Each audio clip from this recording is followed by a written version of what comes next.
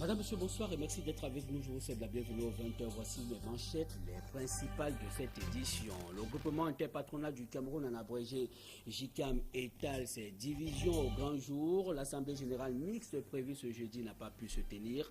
Le conclave est remis au 2 juillet prochain.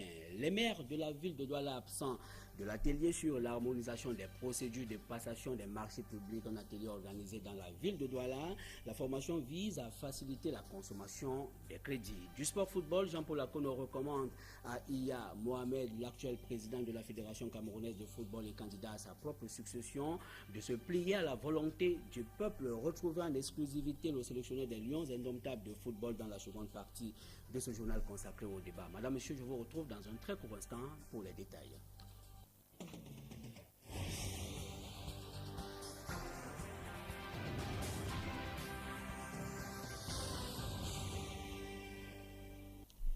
Bonsoir une fois de plus et merci de nous retrouver sur le 20h. Du Rififi au JICAM, le groupement interpatronal du Cameroun étale ses divisions au grand jour. André Foto, son président, a été contraint de reporter l'Assemblée générale mixte de ce jour au 2 juillet prochain. Le conclave de ce jeudi ambitionnait de modifier certaines dispositions des statuts, notamment celles qui concernent la durée du mandat du comité exécutif. Des détails dans ce reportage signé Jean-John Impec et Serge-Alain Auto. C'est moi qui ai la parole. Est-ce que ça vous agrée, chers membres, que nous nous retrouvions ici le 2 juillet prochain avec le même ordre du jour? André Foxo, le président, a ainsi le dernier mot. L'Assemblée générale mixte du 30 mai n'a pas vu sa deuxième phase aller jusqu'au bout. De la volonté du Conseil exécutif de procéder à la modification des textes va se heurter celle du respect des statuts du JICA. Monsieur le Président, je suis désolé, nous ne pouvons nous en tenir aux textes qui régissent sur le temps, puisque nous sommes appelés à nous prononcer sur des éléments statutaires. Et nous ne pouvons pas nous prononcer sur des éléments statutaires sans au préalable respecter ces mêmes statuts. Je vous remercie. Réunis en Assemblée générale mixte, les 179 membres présents sur les 260 inscrits au JICAM n'ont pas pu s'accorder sur l'article 15, qui dispose que les membres doivent faire l'objet d'une vérification de leur situation. La liste des membres à jour, certifiée par le commissaire aux comptes, est mise à la disposition de tous les membres 10 jours avant la tenue de l'Assemblée générale. Bien que n'ayant pas respecté le schéma, le président du JICAM, de même que certains membres, souhaite que la phase réservée aux amendements ait lieu à tout prix. Nous sommes en train de poursuivre le point de croissance annuel. Le temps, c'est de l'argent. Moi, pour que je me dégage du temps pour venir ici, ça m'a énormément coûté. Et j'imagine que je ne suis pas le seul. Il y a d'autres personnes dans la salle qui ont sacrifié. Mon voisin vient de Yaoundé, il est à SNI, il est venu jusqu'ici et on va reporter. Personnellement, je pense que ce n'est pas intelligent. D'autres pensent même, ironie à l'appui, que le commissaire aux comptes fasse son travail alors que les membres se livrent aux agapes. Pendant que nous allons aller manger, ils vont se réunir. Le bureau exécutif va appuyer. Ils vont donner le pouvoir qu'il faut au commissaire au compte. Le commissaire au compte va certifier ce qu'il y aura à certifier. Et une fois mangé, nous reviendrons ici pour voter. Cette assemblée générale qui a commencé par une première fausse note, à savoir l'absence du rapport du commissaire aux comptes, s'est tenue dans une ambiance pesante du fait du désir du Conseil exécutif de voir le mandat passer de 3 à 5 ans. Cette question ne fait pas l'objet d'un consensus au niveau du Conseil exécutif. Parce que nous pensons que nous devons éviter comment font les autres. C'est-à-dire quand vous êtes installé, vous vous mettez à reporter la durée du mandat. Donc la majorité du Conseil exécutif est opposée à cette disposition. Le 30 mai au JICAM, au-delà de la querelle entre patrons, l'on aura aussi eu droit à la présentation du projet Arts Foundation, une plateforme de mobilisation des donateurs et mécènes pour le financement de la culture camerounaise. Voilà, rendez-vous au 2 juillet prochain. Comme annoncé en titre, les maires de la région du littoral sont à l'école de l'harmonisation des procédures de passation des marchés publics. Il s'agit pour les 23 magistrats municipaux présents à ces travaux de s'imprégner des nouvelles dispositions qui vont désormais réglementer le secteur des marchés publics. Cette réunion vise à mieux outiller ces maires en vue de faciliter la consommation des crédits qui leur sont alloués. À l'issue de ce conclave qui a connu l'absence des maires de la ville de Douala, les participants pourront s'arrimer aux normes internationales telles que voulues par la Banque mondiale, un des bailleurs de fonds des communes à travers le PNDP, le Programme national de développement participatif. Je vous propose dans l'élément qui va suivre d'écouter Olivier Bekak. Olivier Bekak est le coordonnateur du Programme national du développement participatif pour la région du littoral. Il s'exprime au micro d'Equinox Télévision. Le point fort, c'est quoi? C'est que les marchés passent, qu'on respecte les délais et que nous consommons rapidement tous ces financements. Oui, parce que les financements qui sont là, ce qu'on attend de nous, c'est que le taux d'exécution avance. Et si on a un bon taux d'exécution, cela veut dire qu'on a fait le travail pour lequel nous sommes là. Et pour atteindre ce taux, il faut simplement que chaque acteur à son niveau joue pleinement son rôle. Et à propos de la prise en charge des victimes des accidents de la circulation par les compagnies d'assurance, des juristes se prononcent. Pour ces hommes de droit, la création du pôle TPV contribue à allonger davantage le processus d'indemnisation. Les détails dans ce reportage signé Joël Essenge et Sylvestre Hippolyte Zangao. Compagnie d'assurance, victime d'accidents de la circulation. Difficile parfois de savoir de quel côté se trouve la vérité. Les deux camps se rejettent mutuellement la responsabilité des lourdeurs dans la gestion des indemnisations. Et même des hommes de droit rentrent dans le débat. Pour certains d'entre eux, la création du pôle TPV, par exemple, n'a pas contribué jusqu'ici à l'amélioration de cet environnement. Le pôle TVP qui est une gestion, ça veut dire la compagnie, un regroupement de toutes les compagnies de la place. Je trouve que c'est un organe qui est mis sur pied pour distraire les victimes d'accidents de circulation et même les assurés, ils sont perdus. Vous saisissez une compagnie qui finit le traitement du sinistre avec hors délai, au mépris des règles juridiques, même des textes de la CIMA, et prend également le même dossier, transmet au niveau du pôle TVP qui dit « je suis en train d'examiner le fond et la forme ». Lorsque vous allez au niveau de la compagnie, on dit le dossier au niveau du pôle TVP. Vous allez au niveau du pôle TVP, on dit c'est un organe qui ne traite qu'avec des compagnies d'assurance. Les tiers n'ont pas droit. Côté assureur, il faut chercher le problème ailleurs. On dit que le pôle est venu pour alourdir les procédures d'indemnisation. Ce serait un peu trop dit. Moi, je pense que le premier problème se trouve au niveau des victimes. Beaucoup de dossiers qui sont pratiquement vides parce qu'on attend que les victimes nous apportent telle ou telle autre pièce. Certains assureurs pensent qu'une bonne collaboration et surtout la sensibilisation et l'information sont incontournables dans l'amélioration des capacités de gestion des indemnisations. Les victimes ne sont pas suffisamment informées. L'assureur est un acteur économique et logiquement, s'il ne fait pas correctement son travail, il sera appelé à débarrasser le plancher. Y a-t-il des possibilités de voir les victimes des accidents de la circulation se faire promptement prendre en charge par des compagnies d'assurance?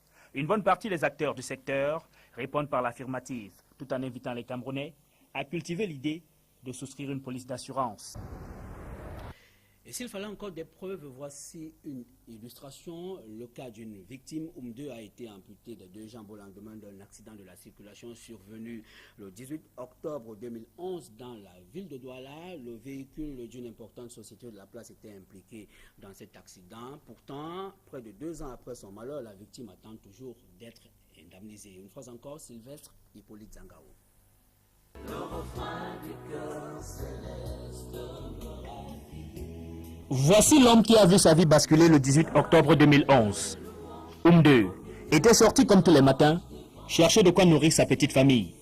Mais au beau milieu de la journée, sa vie s'est transformée en un cauchemar. Je rentrais de la Rasel pour l'achat du gravier, où j'ai été victime d'un accident de circulation. Ce jour-là, le camion dans lequel je me trouvais a perdu les freins. Et il a heurté un camion d'une entreprise, une grande entreprise de la place. Et ce jour-là, j'ai perdu mes 2 membres préférés. Sur le lit de la souffrance, les jambes amputées, l'espoir de voir la compagnie d'assurance du véhicule qui a été à l'origine de son malheur lui apporter du soutien, lui donne la force de croire en l'avenir. Mais hélas, ce sera de courte durée. L'assurance n'a pas réagi. L'assurance n'a pas réagi. J'ai fait 6 mois à l'hôpital. Et ce n'est que le dernier mois que l'assurance est venue et a payé les frais pour les sorties. Parce qu'ils sont venus, ils m'ont fait savoir qu'ils devaient remettre tous les frais qu'on a dépensés avec la famille. Mais choses qui n'ont pas réalisé. Depuis, Oumde traverse une véritable crise psychologique. Mon quotidien est devenu très très difficile. Quand les enfants me posent diverses questions chaque jour, ils me posent des questions à savoir où sont passés mes pieds. Il y en a qui a 6 ans. Je pose des questions au jour où je ne sais pas où sont tes pieds.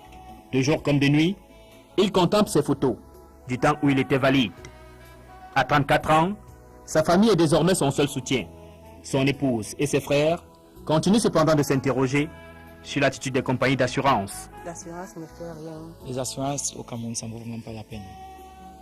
C'est inadmissible qu'après un accident comme celui-là, une personne qui est dans un véhicule qui est assurée a même été délaissée au niveau de l'hôpital. Comme Oumde, nombreuses sont ces victimes des accidents de la circulation qui attendent toujours d'être indemnisées. Voilà, la victime attend toujours de rentrer dans ses droits à Yaoundé. Par contre, c'est un ouf de soulagement pour les populations. Le stade de Biemassi à Kassia est enfin restitué dans ses dimensions réglementaires à ces populations. C'est l'issue d'un conflit qui a duré 1 an et qui opposait la commune de Yaoundé 6 aux populations riveraines. Des détails avec Marcelin Gangsop. Voici l'objet du conflit qui a duré 1 an. Ce stade de football que les populations de Biemassi n'ont pas supporté de voir leur commune réduire ses dimensions pour les besoins de construction de l'hôtel de ville. On a plusieurs fois frôlé le pire avant que le sous-préfet de Yaoundé 6 ne siffle la fin de la récréation en appelant toutes les parties à la table des négociations. Il faut dire que pendant 1 an, ce conflit a eu des conséquences fâcheuses. Vous avez vu, les travaux de la mairie ont été arrêtés. La pratique du sport aussi. Il s'agit là vraiment de la victoire du dialogue sur l'affrontement qui était prévu et qui aurait pu déboucher sur une déflagration regrettable pour notre arrondissement et pour la capitale du Cameroun. Le dialogue ouvert il y a 1 an a pris du temps, mais a finalement payé. Et chacune des parties au conflit a été rétablie dans ses droits. Le terrain de sport fait à peu près 4000 mètres carrés, 4500 plus exactement. Et l'hôtel de ville aura un besoin d'à peu près 2000 mètres carrés. Voilà à peu près les espaces qui vont être affectés. Et donc, chaque administration sera notifiée de la correspondance qui lui attribue le terrain qui lui revient désormais. Ainsi, les populations de Biemassi ont récupéré leur stade dans ses dimensions normales et la mairie a reçu l'assurance de poursuivre la construction de son siège. Je suis très content comme le sous-préfet a ramené le dénouement. Bon, maintenant, les activités footballistiques vont reprendre, mais les activités handball, basket seront mortes. Parce que c'était un parc de sport prévu pour les 3 sports. Aujourd'hui, on a pris le stade de football, il me reste le stade de handball et basket, la Maïti doit nous restituer. Au moment où les espaces de jeux et loisirs tendent à disparaître dans nos grandes villes, voilà un exemple de gestion rationnelle et de règlement pacifique à copier. Les populations de Biemassi et l'autorité municipale de Yaoundé 6 ne vont plus se regarder en chien de faïence, comme c'était le cas jusqu'au dénouement heureux de leur conflit. Et ce n'est pas la gaieté, encore moins la sérénité dans la région du sud du Cameroun. Le barrage de Mvele et la centrale à gaz de Kribi au bord de la crise sociale. Les employés dans ces 2 projets d'envergure dénoncent l'absence de logements décents, l'insuffisance des salaires et la précarité de la restauration. Dans la région du sud du Cameroun, nous retrouvons Roger Takala et Viviane Kamwa. Sous cette hardiesse à la tâche se cache la détresse des travailleurs affectés sur les sites de Mvele et de la centrale à gaz de Kribi. Ces derniers dénoncent leurs conditions de travail. On n'a pas de ceinture sécurité, vous voyez déjà le barrage à des hauteurs. Là, on met d'abord des familles. On n'a pas là où bien dormir. On occupe l'eau pendant 5 jours, ici là, on ne se lave pas. C'est le salaire est très mal payé ici à Suède. Les Chinois qui nous emploient, ils nous prennent comme des animaux. Ils nous parlent très mal. L'heure d'un technicien à 380 francs, À la fin du match, tu vas combien? À ce problème se grève celui du logement et de la restauration. Les travailleurs dorment sur des planches surmontées par des parpaings. Nous dormons dans une tribune où nous sommes sur des comptoirs sans matelas. Pratiquement 1 an. Je suis là pratiquement 1 an. Jusqu'aujourd'hui, je n'ai jamais eu de matelas. Nous dormons que sur des poulies silences. En tout temps, on prend mes cars à la voiture pour aller jusqu'à Niabisa manger. En tout temps, rien n'a changé. Un changement que les employés attendent avec beaucoup d'espoir. Avec la descente du ministre du Travail, ce dernier a prescrit un certain nombre de mesures et rassure les travailleurs qu'il veillera au grain. D'amener les diverses parties à trouver une solution sans lever aucune des parties prenantes dans le projet. Une position qui semble satisfaire les travailleurs qui ont tout de même réussi à esquisser un petit champ porteur d'espoir. Corridor Cameroun-Centrafrique, les camionneurs désormais escortés, ils seront accompagnés dans leur périple par des éléments du bataillon d'intervention rapide pour ce qui est du Cameroun et de la Séléka pour ce qui est de la République centrafricaine. La décision a été prise hier au cours d'une réunion de sécurité entre les deux pays à Gawaboulaye, c'est au Cameroun. Cette rencontre est intervenue dans un contexte de mouvement d'humeur annoncé par des camionneurs camerounais. Ils tenaient à exprimer leur courroux après une autre agression d'un des leurs sur le corridor Douala-Bangui, une agression qui fait suite à celle qui a coûté la vie à un camionneur camerounais il y a quelques semaines. En politique, Adamoun Damdioya appelle à des mesures urgentes en faveur des sinistrés de l'extrême nord du Cameroun. De retour d'un périple dans cette partie du pays, le président national de l'Union démocratique du Cameroun, en abrégé UDC, a donné une conférence de presse ce jour à Yaoundé. Marcelin Garsop. Pour sa première sortie médiatique, depuis la proclamation des résultats des sénatoriales, ainsi que la nomination des 30 sénateurs du président de la République, Adamoun Damdioya n'est pas resté insensible par rapport à ce qu'il a vu et entendu à Maga, ville sinistrée de la région de l'extrême nord. Peur et grande préoccupation face déjà à ce que ces populations vivent, parce que la plupart dont les 15 étaient balayés par les eaux sont encore sans toiture. Certaines promesses qui ont été faites n'ont pas été réalisées à ce jour. Elles vivent déjà dans des difficultés. Et déjà les pluies qui s'annoncent vont accroître ces difficultés. Le président national de l'Union démocratique du Cameroun tire la sonnette d'alarme au moment où les pluies signent leur grand retour dans cette partie du pays. Nous disons qu'il y a là un problème national qui doit trouver une solution nationale rapide. Surtout aussi, développer des actions qui sont en cours, mais qui m'ont l'air timides. En ce qui concerne la création de digues, la construction de digues, pour éviter qu'il y ait encore des débordements des eaux du Logone ou du lac Maga. Bien que les plaies de la défaite enregistrées au sénatorial soient pensées, Adamoun Damdioya n'a pas manqué de condamner le jeu trouble orchestré à cette occasion par le RDPC et le SDF, notamment dans la région de l'Ouest. Ces deux formations politiques ont toujours montré d'une façon ou d'une autre qu'elles étaient ensemble. Et que si l'une venait dans l'opposition, c'était pour mettre les bâtons dans les roues de l'opposition. Ceci étant, nous avançons en regardant à gauche et à droite, mais nous avançons. En tenant compte aussi qu'il peut y avoir des coups qui viennent par derrière.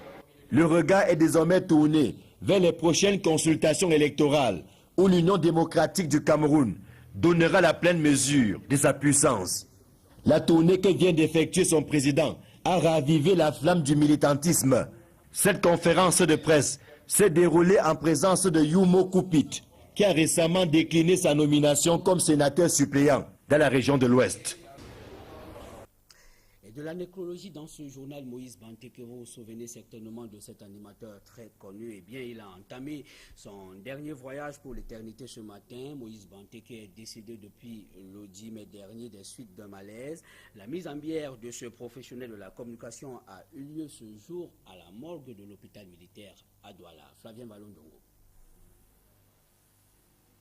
Parmi les personnes présentes à la mise en bière de Moïse Banteke à la morgue de l'hôpital militaire de Douala, il y a ceux qui ont cheminé avec l'homme comme collègue et qui gardent de lui l'image d'un homme unique, en son genre. Et Banteke a su faire carrément influencer 2 générations d'animateurs. Avec la génération de Chico et tous aujourd'hui qui occupent les places de choix sur les antennes de radio-télévision du Cameroun. Il y a aussi ses admirateurs et ceux qui ont puisé en lui des bribes du métier pour lequel il était prêt à tout donner. Oui, vous savez que la nouvelle génération est née dans les mains de Moïse.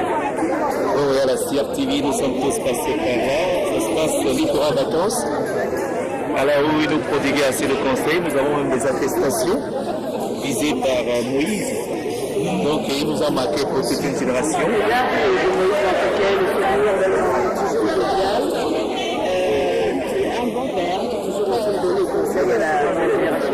Au-delà de son statut d'animateur radio, Moïse Banteke, alias Ibrahim Moussa Banteke les vendredis, et Nyanga Baye le jour ouvrable par le Bayam Selam et autres, l'artiste était aussi un homme de culture.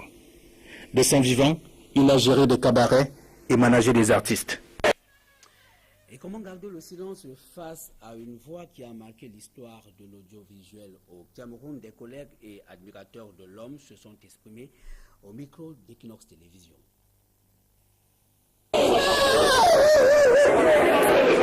Des pleurs et des émotions fortes à la morgue de l'hôpital militaire de Douala ce 30 mai 2013. C'est la levée du corps de l'animateur radio Moïse Banteke. C'est dans une ambiance de tristesse que journalistes, animateurs, amis et connaissances et membres de la famille répondent présents pour un dernier hommage à l'artiste. Côté famille, la mère, l'épouse et les enfants, personne n'a pu résister à une disparition aussi tragique. C'est la première phase du dernier voyage de Moïse vers l'éternité. Autre arrêt, autre lieu.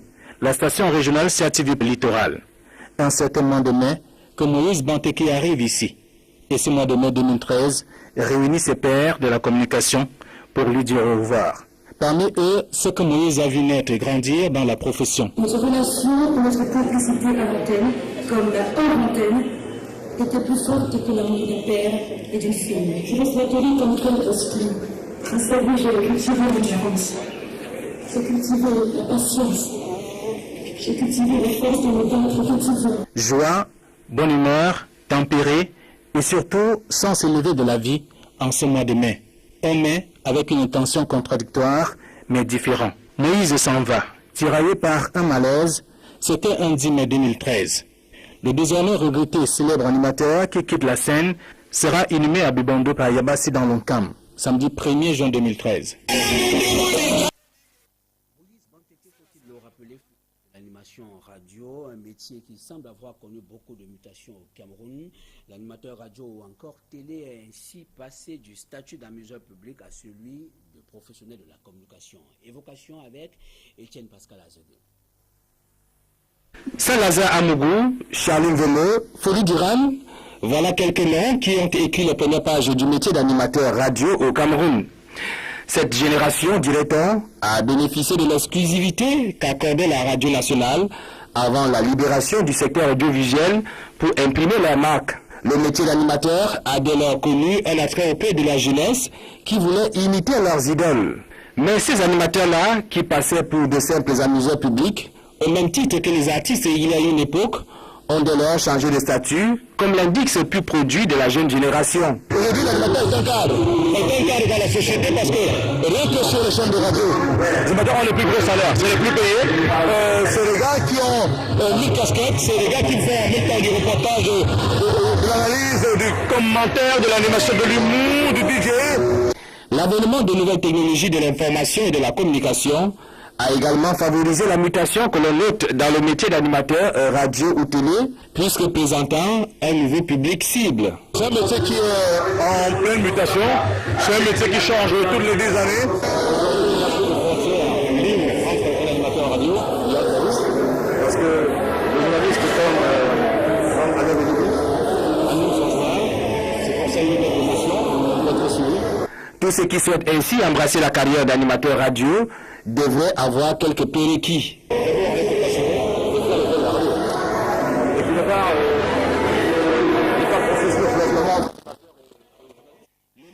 L'actualité au-delà de nos frontières en quelques escales. D'abord, une journée de tension en Tunisie. Des salafistes ont manifesté devant le tribunal de Kérouan où s'est ouvert ce matin le procès de la militante Femen Amina. Le verdict est attendu d'un moment à l'autre. Reportage de Amandine Séli. Une foule d'habitants en colère s'est réunie devant le tribunal de Kérouan. Parmi eux, des militants salafistes du groupe Ansar el-Sharia. Dans un pays islamique, des femmes qui montrent leur sein, c'est une honte pour tous. Les appels à l'application de la loi islamique fusent, les insultes contre l'avocate de la jeune militante Femen de 18 ans aussi. Face à la foule, un important dispositif policier a été déployé, mais dans le tribunal, la tension est aussi à son comble. Ces choses dont la foule parle sont une toute autre histoire. Cette affaire ne concerne pas la moralité publique ou un assaut sur un cimetière. C'est un autre problème. Face aux défenseurs de la rebelle tunisienne, plusieurs avocats disant représenter les habitants de Kérouan sont venus se porter partie civile. Les poursuites ne sont pas adaptées au crime qu'elle a commis. Ce crime a provoqué des incidents violents. Les habitants de Kérouan se sont immédiatement sentis offensés directement par l'arrivée de cette fille. Elle a été la cause directe et indirecte des émeutes à Kérouan. Arrêtée après avoir peint le mot Femen sur le muret d'un cimetière de Kérouan où devait se tenir un rassemblement interdit d'Ansar al-Sharia, Amina est poursuivie pour détention d'un engin explosif en vertu d'une loi datant de 1894 qui prévoit 5 à 6 mois d'emprisonnement. Elle a expliqué au juge porter cette bombe lacrymogène pour sa propre défense. Les avocats ont demandé un non-lieu. Le père de la jeune femme était également présent à l'audience pour la défendre et dire sa fierté. Elle commet des actes démesurés, a-t-il admis, mais elle défend ses idées. Et en Syrie, cet appel urgent de l'opposition pour secourir un millier de blessés piégés à Qousseir. Notons que depuis une dizaine de jours, cette petite ville est bombardée sans relâche par l'armée syrienne et les combattants du Hezbollah. Une ville hautement stratégique, maintenant assiégée une fois encore nos confrères de TVC Monde. Partout, de la fumée épaisse, des maisons ravagées, des débris encore en feu. Sans répit, l'armée syrienne bombarde Qousseir depuis une dizaine de jours avec les renforts du Hezbollah libanais. Pas moins de 50 bombes par heure selon les rebelles, des bombardements d'une intensité record. 10 bombes viennent de frapper la ville, c'est la 7e vague de bombardement. Regardez mes frères, c'est tir sur tir. Y a-t-il quelqu'un ici et là-bas, y a-t-il des gens? Impossible de rester, on doit partir. 30 000 habitants vivent ici. La ville ne pèse pas lourd, mais occupe une position stratégique. À 37 km de Homs, c'est un nœud routier très convoité. Pour les rebelles, c'est le point de passage obligé pour faire transiter armes et hommes vers le Liban. Et pour le régime, c'est la voie d'accès au littoral avec le port de Tartous, là où arrivent les missiles russes, les fameux S-300 que le président Bachar el-Assad a reconnu avoir reçus. Une menace de plus d'ailleurs pour Israël qui pourrait riposter. Alors plus que jamais, avec la chute de Qousseir, le conflit syrien risque de prendre une tournure internationale. Madame, Monsieur, c'est la fin de la première partie de ce journal. Je vous invite à suivre cet entretien entre Jean-Paul Akono, le sélectionneur des Lions indomptables de football, et nos reporters. Jean-Paul Akono se dit apte à reprendre l'équipe nationale et rejette toute préoccupation du gouvernement au sujet de sa maladie, de son lit d'hôpital. Le prédécesseur de l'Allemand Volker Finke, à la tête de la sélection nationale de football, pense que Iya Mohamed doit se plier à la volonté du peuple camerounais. Je vous laisse le suivre dans cet entretien exclusif. Je vous retrouve demain lorsqu'il sera 20h. Bonsoir. Bonjour, chers amis d'Equinox. Quel est l'état de santé de Jean-Paul Akono en ce 30 mai 2013? Oh ben, disons que mon état de santé est relativement satisfaisant dans la mesure où je suis ici depuis 5 jours pour beaucoup plus me reposer que de faire des soins.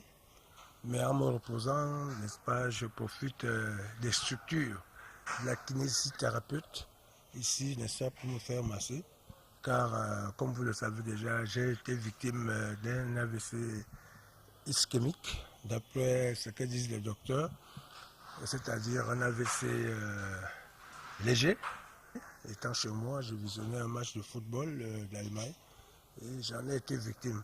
Bon, comment c'est venu, je ne peux pas vous le dire. Toujours est-il que j'ai senti un non-contrôle, n'est-ce pas, d'un membre supérieur et inférieur du côté droit. Et je n'arrivais plus à marcher, je n'arrivais plus à bien parler. Et c'est comme ça que j'ai appelé le docteur de l'équipe nationale qui est venu. Immédiatement, il m'a fait faire un scanner, mais qui n'a pas tout donné. Il m'a fait faire une prise de sang, qui n'a rien donné non plus. Et 2 jours après, je suis parti à Douala par les soins du MINDEF et pour compléter les examens par l'IRM. L'IRM a détecté donc cet AVC léger que les spécialistes appellent un ACV ischémique. Comme à l'aise. Je vous dis que je visionnais un match dans ma chambre. Je venais d'ailleurs de recevoir un ami. On a pendant 30 minutes, on a dévisé, on a rigolé et tout. Il a pris congé de moi. Il partait au stade, c'était un samedi. Il partait voir les matchs de 2e division, il est tout au stade. Et il m'a laissé à la maison, j'étais tout seul. Ma fille auparavant m'avait déjà aussi dit au revoir. Et j'avais demandé à ma fille de fermer juste le portail central. Et quand je me suis senti subitement ne plus contrôler, comme je vous l'ai dit tantôt, mes membres inférieurs.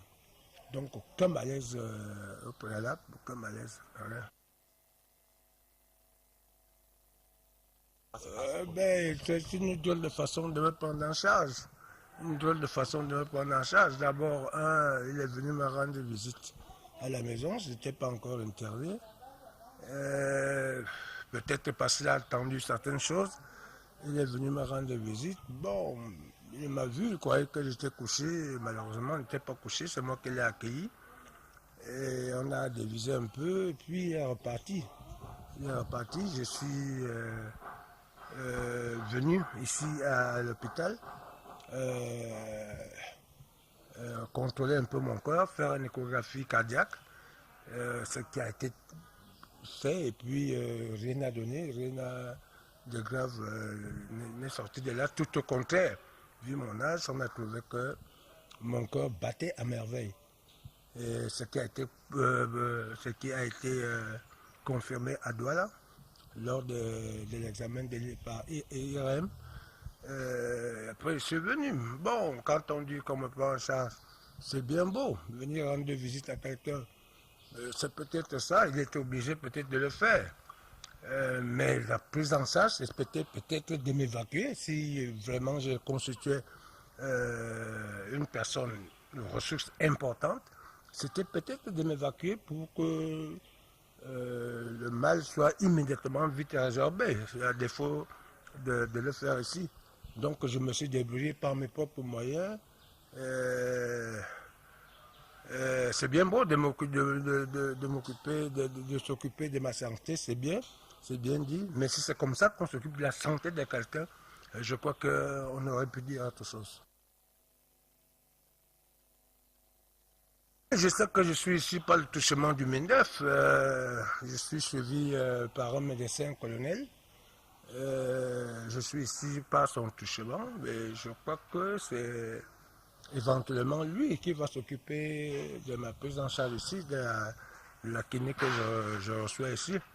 Et je crois que les résultats sont très probants. Vous avez vu comment je marchais tout à l'heure. Je ne suis pas couché. Bon, je le fais d'autant, surtout pour récupérer, pour dormir un peu, et d'être un peu coupé de la plupart de mes amis, mais c'est pratiquement impossible. Je ne le sais pas, je crois que ils ont payé le billet d'avion du docteur. Moi, j'ai voyagé par l'ambulance militaire. Donc, ils n'ont rien eu à payer. Certains médicaments, j'ai dû débourser de ma propre poche. Les factures sont là-bas pour qu'ils puissent me rembourser, s'ils trouvent qu'ils peuvent me rembourser. Donc, la prise en charge, j'aimerais bien voir cette prise en charge. Depuis que je suis ici, ça fait 5 jours pratiquement. Je n'ai vu personne en dehors de du kiné qui vient de temps en temps me masser. Et d'ailleurs, il a arrêté puisqu'on me masse très bien ici. Et du docteur qui vient faire 2 minutes, 3 minutes, et il repart. Bon, si c'est ça la prise en charge, c'est une autre façon de prendre en charge. Il a fait qu'à foot? Aucun. Aucune personne. Voilà donc comment on fait des choses dans ce pays. Je suis un entraîneur en poste. J'ai été handicapé par une petite maladie. Peut-être qui, pour eux, ne pouvait pas nécessiter mon déplacement, alors que j'étais apte à partir à Kiev. Mais je crois qu'on aurait pu confier l'équipe à mon adjoint. On a fait tout un staff. On avait tout un staff qui pouvait fonctionner avec ou sans moi. Avec ou sans moi, surtout que j'ai imprimé un rythme de travail à ce staff. On n'était pas obligé d'aller chercher un entraîneur, sinon que cet entraîneur était programmé depuis. Et je sais de quoi je parle, puisque j'étais en Afrique du Sud pour la supervision des matchs de la Coupe d'Afrique des Nations. Le boss, c'est comme ça qu'on l'appelle, je crois, le boss de Puma est venu ici au Cameroun, alors qu'on était en Afrique du Sud. Il est venu ici au Cameroun et je crois que c'est à partir de là que ce soir d'entraîneur de Puma est certainement a germé, a pu progresser et ensuite est arrivé là où nous sommes arrivés aujourd'hui. Mais attendons voir les choses arriver et je ne sais pas, bon, c'est celui qui sera l'entraîneur, mais je crois que c'est mal fait vraiment administrativement, c'est mal fait. On ne fait pas ça comme cela. On aurait dû rendre une décision publique et ça a arrangé tout le monde. À partir du moment où il n'y a aucune décision qui est rendue publique, c'est mon adjoint, à défaut de moi-même, qui devait conduire la délégation qui est partie en Ukraine.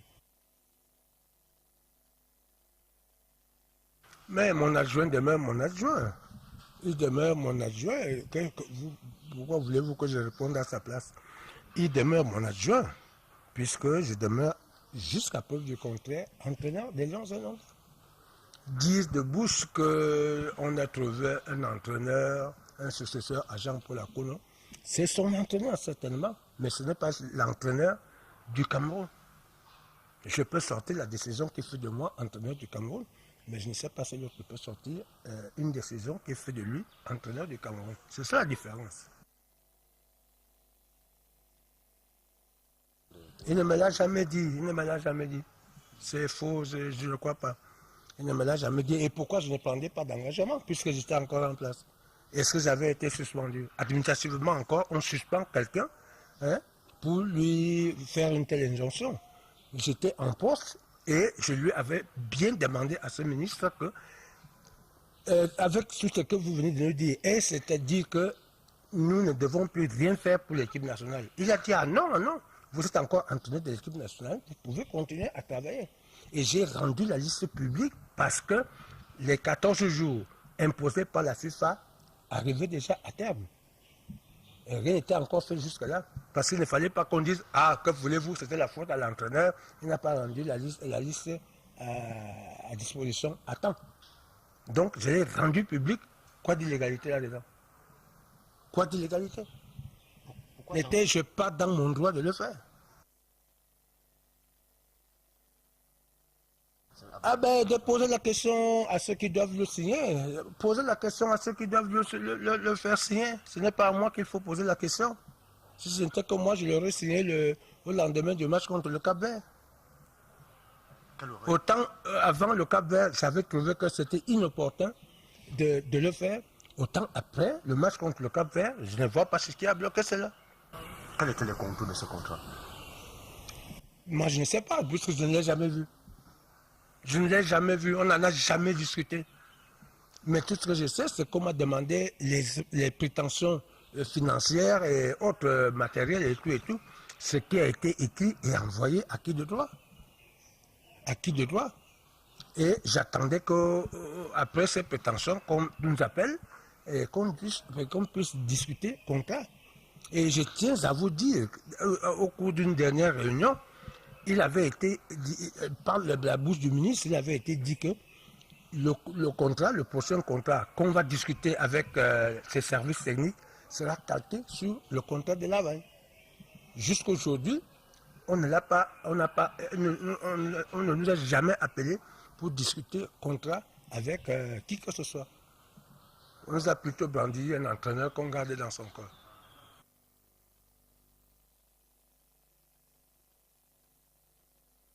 Ben, je crois que avec tout ce que je viens de vous dire, on ne peut qu'aboutir à une telle déduction. On ne peut qu'aboutir à une telle déduction. Demandez ce qui se passe. Je ne suis pas bien placé pour vous dire ce qui se passe. Je crois que c'est aux décideurs de dire exactement ce qui se passe. Pourquoi il y a autant de problèmes. Un contrat revendiqué à U et à Dia. Il faut leur demander pourquoi on nous brandit aujourd'hui un entraîneur alors qu'il y avait des entraîneurs en poste. Pourquoi on nous brandit des entraîneurs? Qu'est-ce qui s'est passé entre-temps? Ce n'est pas moi qui dois vous fournir cette réponse. Et je crois qu'il faut demander cette réponse à ceux qui ont initié, n'est-ce pas, ce genre d'initiative. Rien du tout. Rien du tout. Je vis avec l'argent de ma retraite, je vis avec l'argent que je reçois parce que je suis encore directeur technique adjoint, parce que la signature d'un contrat mettait fin à mes fonctions de directeur technique adjoint. Voilà.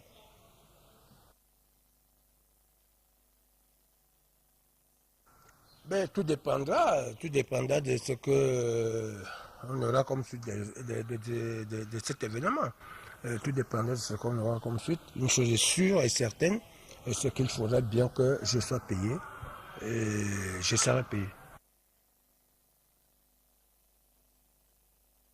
Ça ne me regarde pas du tout ce qui se passe à la FECAFOOT, mais seulement si on était beaucoup plus intelligent et responsable à la FECAFOOT, je crois que certaines personnes auraient abandonné, parce que vous ne pouvez pas avoir tout un peuple contre vous et vous restez à cette place. Non.